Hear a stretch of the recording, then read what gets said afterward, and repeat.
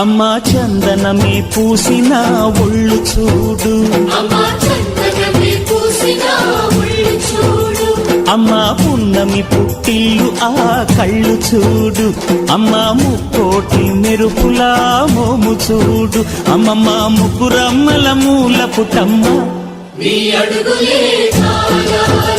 అమ్మా నిప్పుల్ని తొక్కిన నడక చూడు, అమ్మా దిక్కుల్ని దాటిన కీర్తి చూడు, 1000 సూర్యుళ్ళై మెరిసిన